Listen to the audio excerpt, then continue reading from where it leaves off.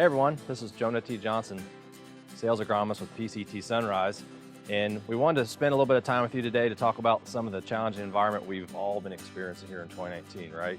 So the first thing, it's the elephant in the room is obviously the wet growing season. It's really delayed us, and for the guys that's got crop in the ground finally, we want to just remind you that there's still a lot of crop potential out there, and we don't want you to forget about what the crop we have. We want to take care of that because bushels are more important than ever this year. So you think about that wet year, we have a crop above the ground now. We're targeting the next big thing, what we're looking at after hopefully killing weeds, is the disease environment. So you think about, for the disease triangle, we talk about a lot about that in our meetings. And so you think about, there's three major things we got to think about. Number one, we have to have a pathogen. So we talk about our overwintering diseases like gray leaf spot in corn. We had a lot of anthracnose in soybeans and frog eye leaf spot in soybeans last year. So those are all going to be pathogens that we're probably going to be battling this year, especially if you're in a monoculture of soybeans after soybeans or corn after corn and heavy residues. Those are definitely going to be targeted areas to look at.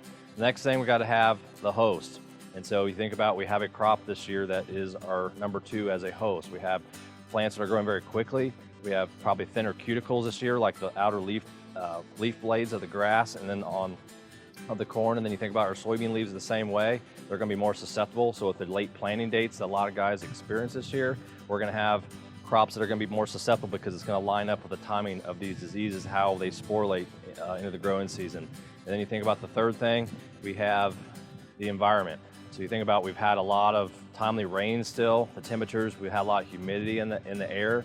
And so when all those three line up into that disease triangle, unfortunately that can cause issues. So thinking about fungicides this year is probably gonna be pretty important more than ever. All the pathologists from, again, back to the tri-state area, we're starting to see gray leaf spot in corn already.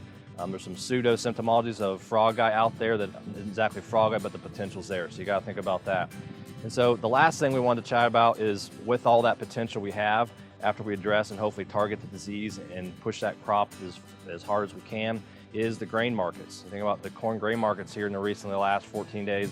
They've really started to increase and show a positive return for growers. So in a year that we need bushels more than ever, think about those markets. So don't forget about that crop out there, and let's go after it and try to make those bushels when we need them more than ever. Okay, so in summer we kind of talked about four major things this year. So obviously we had a very wet growing season.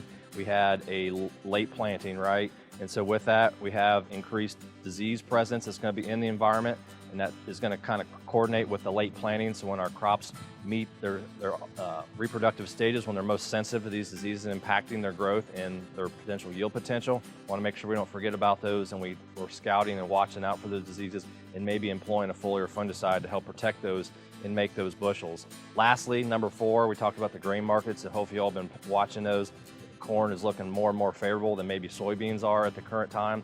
So we need to really watch that corn, protect it, and push that to the finish line so we make bushels when we need them more than ever. So for more information on what we chatted about today, feel free to reach out to your local ASA within the Sunrise Group or anybody within the PCT Sunrise Group, and we'd be glad to help you with your decision management. And with that, this is Jonah T. Johnson with PCT Sunrise. Thanks for watching.